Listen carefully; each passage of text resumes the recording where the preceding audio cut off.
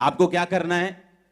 आने वाले 10 साल में जितने मिरेकल्स 10 साल में, आने वाले 10 साल में होंगे, पिछले 2000 साल में नहीं हुए।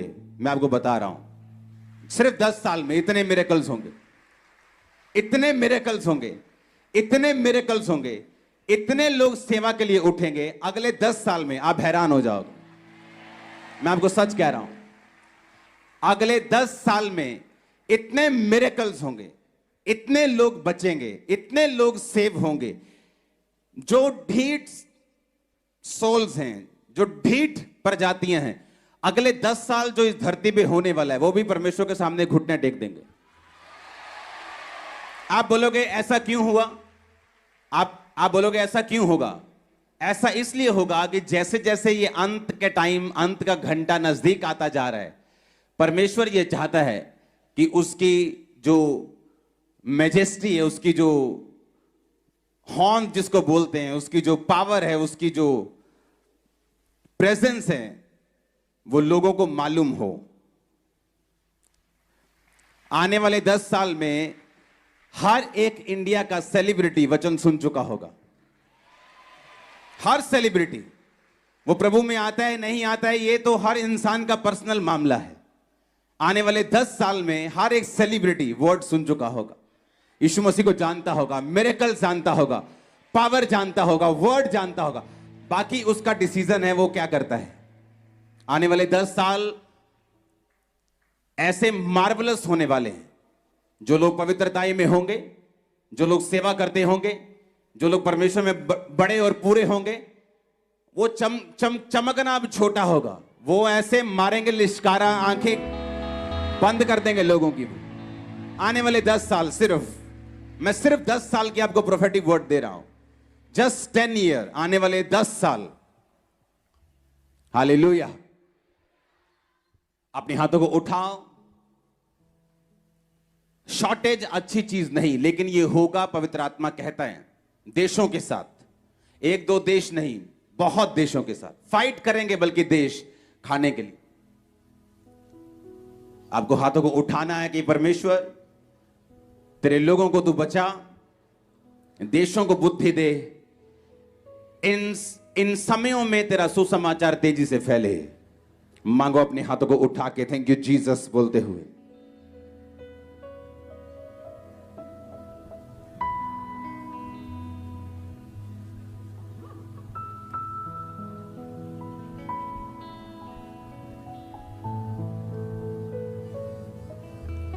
प्रभु यीशु मसीह के सामर्थी नाम में हम मांगते हैं। अपनी सीट को ग्रहण करो, अपनी बाइबल को उठाओ, अपने होंठों को खोलो, बिना आवाज किए बोलो, परमेश्वर यह वचन मेरे लिए है। अपनी आंखों को बंद करके बाइबल को उठाओ। अगर नहीं है तो आंखों को बंद करके अपने हाथों को उठा के प्रार्थना करो।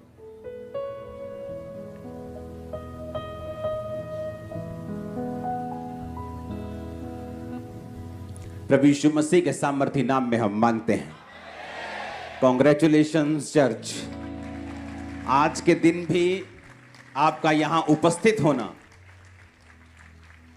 वो बात अलग है। भवन तैयार हो चुका है, अब हम चले जाएंगे, पर ब्रांचेस अभी भी वैसे ही होंगी, तो वो वही एक्सपीरियंस करेंगी जो हमने इतने साल किया है। हालेलुया। और ये अच्छा एक्सपीरियंस, हाँ, और ये अच्छा एक्सपीरियंस। लोग कंप्लेंट करते हैं, हम लोगों को बसेस भेजते हैं, हम उनको एसी हॉल देते हैं, उनको हीटिंग हॉल देते हैं, फिर भी वो चर्च में आते नहीं। हम आपको कुछ भी नहीं दे रहे हैं, फिर भी आप चर्च में मौजूद हैं। पता है क्यों? सुनो, वो मिरेकल जिसकी आप वेट कर रहे हो, वो इम्पॉसिबल काम पॉसिबल होगा आज यीशु मसीह के नाम में आपकी लाइफ में। वो अनॉइंटिंग आपके लाइफ पे हिट करेगी आज, और आप सेम वापिस नहीं जा रहे हो। हर वो चीज जो शैतान ने पकड़ी आपकी लाइफ से, छोड़ दे अभी और आउट हो आपकी लाइफ से। हालेलुया। अपनी लाइफ की बिगेस्ट टेस्टिमनी को देने के लिए तैयार हो जाओ। आमीन। आमीन। बिगेस्ट टेस्टिमनी को देने के लिए तैयार हो जाओ। वो स्पर्श जिसका आप इंतजार कर रहे हो, मैंने कहा वो मिल चुका है, आपको देने के लिए टेस्टिमनी तैयार हो जाओ। हालेलुया। अगले 10 साल हमें तैयारी करनी है।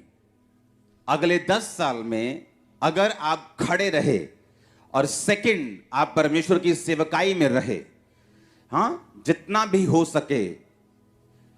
एक पास्टर की तरह तो हर कोई सेवा नहीं कर सकता, लेकिन अगले 10 साल अगर आप उस चीज में रहे, मैंने कहा चमकना छोटी बात है, आप लिश्कारा मारेंगे जबरदस्त। ये जो आप आज देख रहे हो, ये मैंने 15 साल पहले प्रोफेटिक वर्ड दिया था, जो आज आप अपनी आंखों से देख रहे हो। अगर आज आप यहां बैठे हो तो लाखों लोग टीवी पे बैठे हैं मुझे देखने के लिए। मैंने कहा था कि लोग टीवी पर मीटिंग को अटेंड करें, तब पता नहीं था कैसे होगा, इंटरनेट नहीं था तब, विश्वास की प्रोफेसी नहीं थी कि आने वाले समय में ऐसा होगा, तो मैं विश्वास से एक प्रोफेसी करूं। वो एक रियल प्रोफेटिक वर्ड था, बिना टेक्नोलॉजी का सहारा लिए मालूम हुए कि क्या होगा। आने वाले 10 साल में अगर आपने अपने आप को और अपने परिवार को, अपनी लाइफ को, अपने फाइनेंस को डेडिकेट कर दिया परमेश्वर के लिए, इम्पॉसिबल होगा आपको हराना, आपका टूटना, आपका गिरना, झड़ना। अभी लोग आपके साथ अपनी लाइफ को मैं आपको प्रोफेटिक मैसेज दे रहा हूं आज। अभी तो लोग, अन्य जाति लोग आपके साथ अपनी लाइफ को कंपेयर करते हैं, बोलते हैं अच्छा आपके पास तो ये, अच्छा हाँ हमारे पास भी है, थोड़ा ठीक ठीक है, अच्छा आपके पास ओ ये। पर आने वाले समय में आपकी ब्लेसिंग्स कंपेयर नहीं होगी उनसे। आपकी ब्लेसिंग जस्ट माउथ शट कर देगी लोगों को। मैं सच कह रहा हूं, मैं आपको सच कह रहा हूं। वो ब्लेसिंग जो मूसा ने अजगर बनाया लाठी को, कहते हम भी बना सकते हैं, उन्होंने भी बना दिया। मूसा का अजगर उनके अजगर को खा गया। उन्होंने कहा मूसा ने कहा पानी को लहू बना सकता हूं, बना दिया, उन्होंने भी बना दिया। लेकिन एक टाइम आया जब वो मूसा को कॉपी नहीं कर सके। कहते ये तो परमेश्वर के हाथ का काम है, इसे हम कॉपी नहीं कर सकते। वो टाइम आपकी लाइफ में आ रहा है, आपकी ब्लेसिंग्स कॉपी नहीं होगी, आपकी ब्लेसिंग्स मुंह बंद रखेंगे लोगों का। ओ आमीन हो चाहिए, बरकत तुम्हारी है चर्च। हालेलुया। आने वाले 10 सालों में शैतान अपने जो वेपन्स हैं उनको बढ़ाएगा, उसके हथियारों को वो बढ़ाएगा। जिन चीजों में कभी लोग बिगड़े नहीं, उनमें भी बिगड़ते हुए आपको बच्चे नजर आएंगे। नए नए ड्रग्स, नए नए नशे, नई नई चीजें, नए नए सिस्टम, व्यभिचार एक अलग मोड में, एक अलग लेवल पे आपको नजर आएगा। लेकिन ये अगले 10 साल अगर आपने डेडिकेट कर दिए, अगले 10 साल अगर आपने अपना ध्यान परमेश्वर की ओर रख लिया, अगले 10 साल अगर आपने परमेश्वर को पूरा डेडिकेट कर दिए, दैट्स इट। वो आपके 10 साल आपके वंशों तक नजर आएंगे, वंशों तक, जनरेशंस तक। आप चाहते हैं मैं आपको प्रोफेटिक मैसेज दूं? हां, आप चाहते हैं कि परमेश्वर की आवाज को हम सुने और समझें। अगले 10 साल गोल्डन ईयर्स हैं हमारे लिए। आपको जस्ट वो करना है जो बाइबल कहती है। अगर बाइबल कहती है कि तू अगर मेरी सेवा करेगा तो मेरा पिता तेरा आदर करेगा, तो सेवा किसके लिए? क्या परमेश्वर लालची है सेवा का? क्या वो हमारे लिए है? इसको मैं वचन से साबित करूंगा। एस्तर की पुस्तक 4 बाब उसकी 1 से 16 आयत। उसमें लिखा, जब मोर्दके ने जान लिया कि क्या क्या किया गया है, तब मोर्दके वस्त्र फाड़ टाट पहन राख डाल नगर के मध्य जाकर ऊंचे और दुख भरे शब्द से चिल्लाने लगा। जब मोर्दके को मालूम हुआ कि मेरी सारी जाति को हामान नष्ट कर देगा राजा की आज्ञा पाकर, तो बाइबल कहती वो चिल्लाने लगा, रोने लगा, टाट पहन लिया।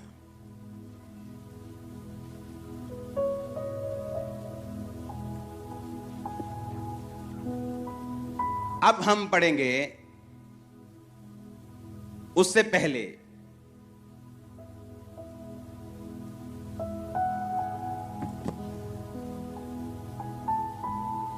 यह स्टोरी को समझना जरूरी है। 5 आयत में लिखा, तब एस्तर ने राजा के खोजों में से एक को, जिसे राजा ने उसके पास रहने को ठहराया था, बुलाकर आज्ञा दी कि मोर्दके के पास जाकर मालूम करे कि क्या बात है।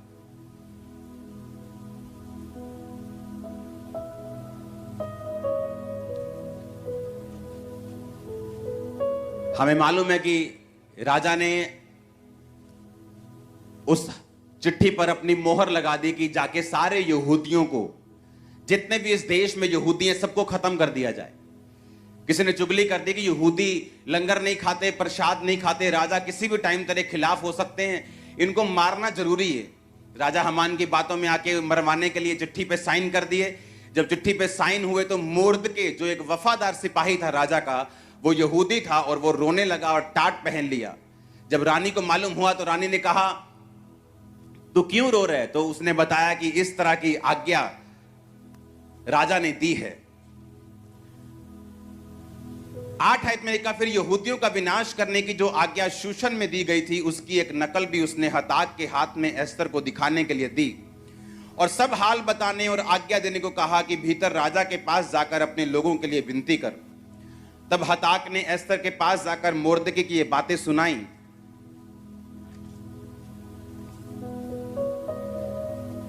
अब आगे पढ़ेंगे 11 आयत को। राजा के सब कर्मचारियों वरन राजा के प्रांतों के सब लोगों को मालूम है, क्या पुरुष क्या स्त्री कोई भी क्यों ना हो, जो बिना आज्ञा भीतरी आंगन में राजा के पास जाएगा, उसके मार डालने की आज्ञा है। केवल जिसकी ओर राजा सोने का राजदंड बढ़ाए वही बचता है।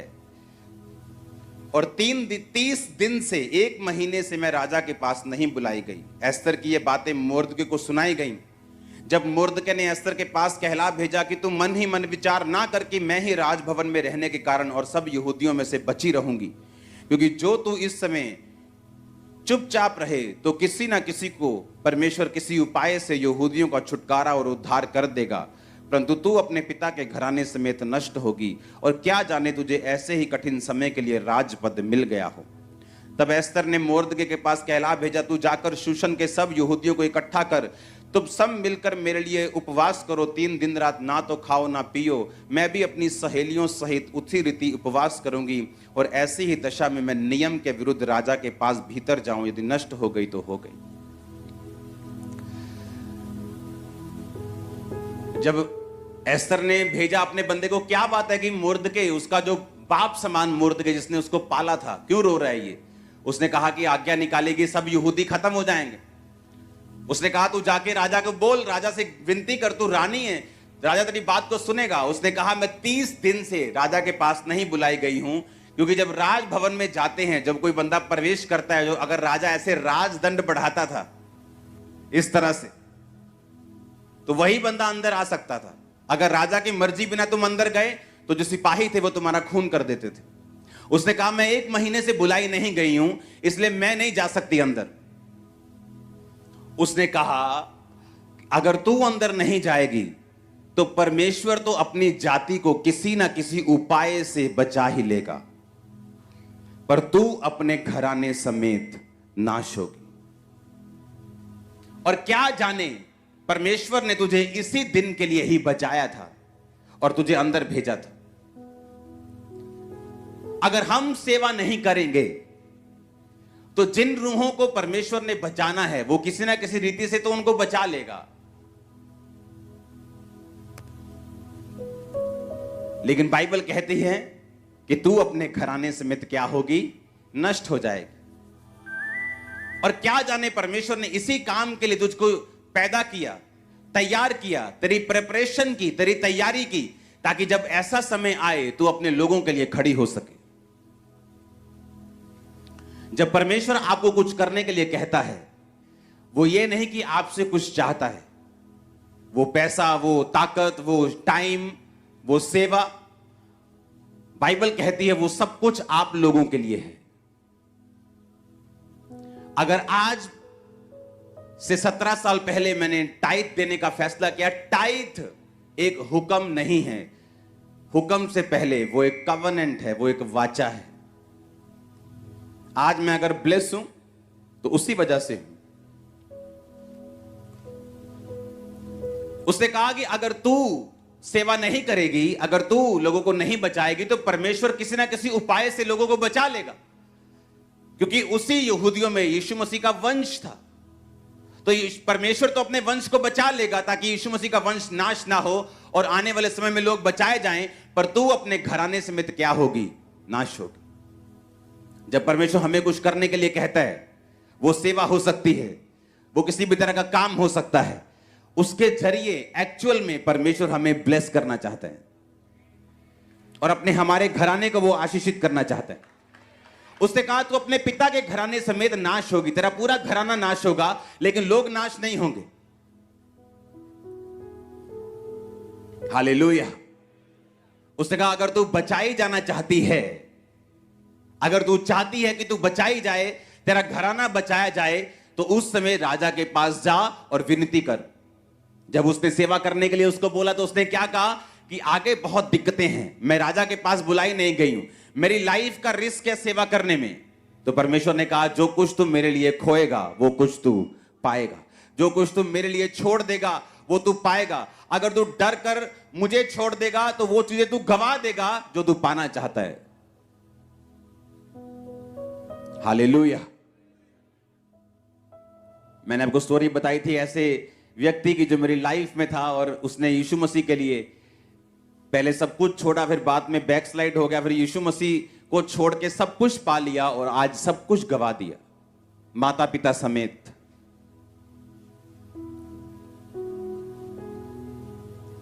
अगर परमेश्वर हमें कुछ करने के लिए कहता है तो एक्चुअल में वो हमें सेव कर रहा है, हमें बचा रहे हैं। आपके परिवार को सेव कर रहा है, आपके परिवार को बचा रहा है। आमीन ऊंचा चाहिए। अपने हाथों को उठाकर बोलो परमेश्वर मैं तेरी सेवा को करने पाऊं। होंठ को खोलो, अंगीकार करो।